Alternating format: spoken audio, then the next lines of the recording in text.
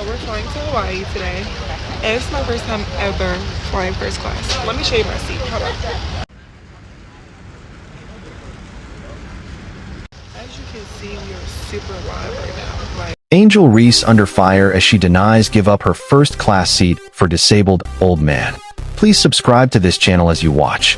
In today's age of social media and non-stop news cycles, public figures, especially athletes, often find themselves under the microscope not just for their performance on the field, but for their behavior in everyday life.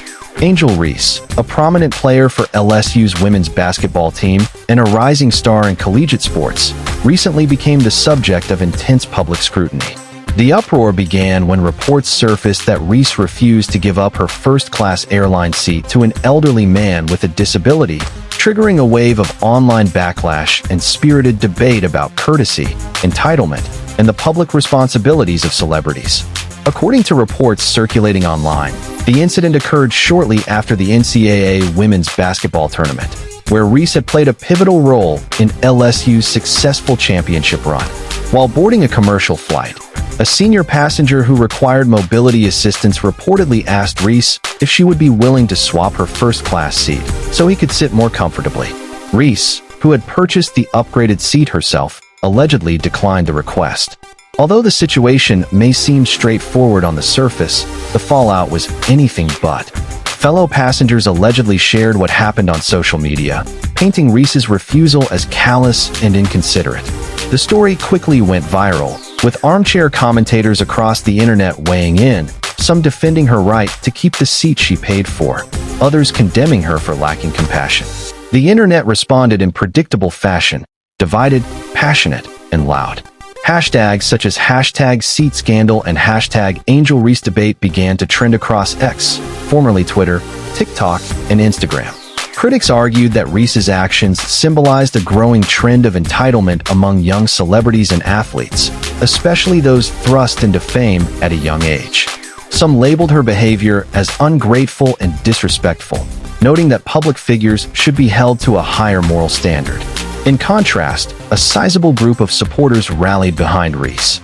They argued that no one, regardless of fame, should be guilted into surrendering a service or seat they paid for.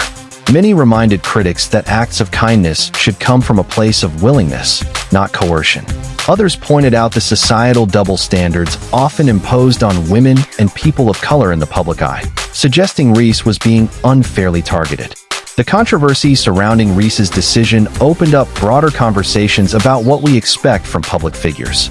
Athletes, especially those as high-profile as Reese, often serve as role models, particularly for youth. As a result, their every action, from interviews to everyday encounters, is often analyzed through the lens of moral responsibility.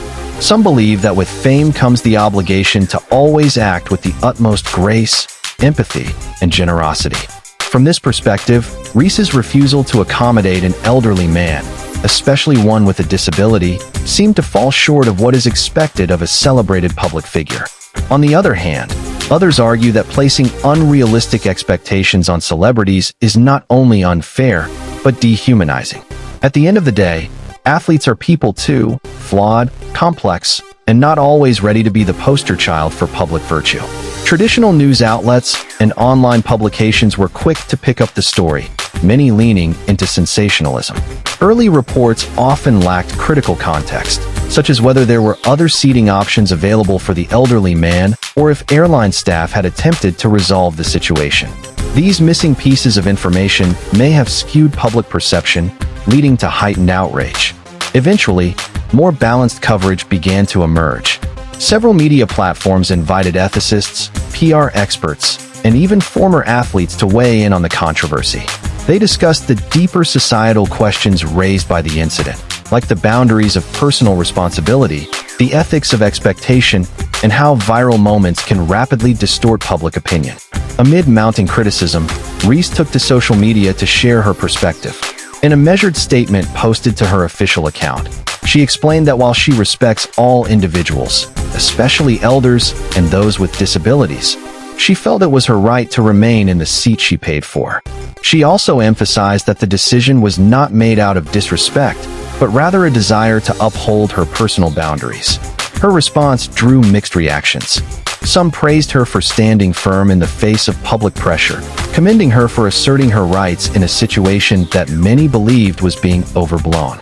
Others, however, felt her explanation lacked empathy, arguing that the right thing to do was still to show compassion to someone in obvious need, even if it came at a personal cost.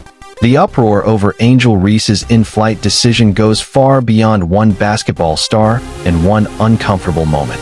It taps into deeper issues our society continues to grapple with, such as the nature of kindness, the expectations placed on young people in the spotlight, and the tension between individual rights and collective empathy. Are celebrities obligated to act like saints in public simply because they're famous? Should people be judged for choosing not to make a personal sacrifice? Or should we respect individuals' decisions, even if we wouldn't make the same choice ourselves? These are not easy questions, but the incident offers a valuable lens into how we view fame, compassion, and public accountability in the age of social media. It also reveals the speed at which public narratives can spiral, often without all the facts in hand. While the controversy has undoubtedly affected Reese's public image in the short term, it also presents an opportunity for her and for the public at large. For Reese, it's a moment to reflect, grow, and perhaps use the attention as a platform to advocate for issues that matter to her.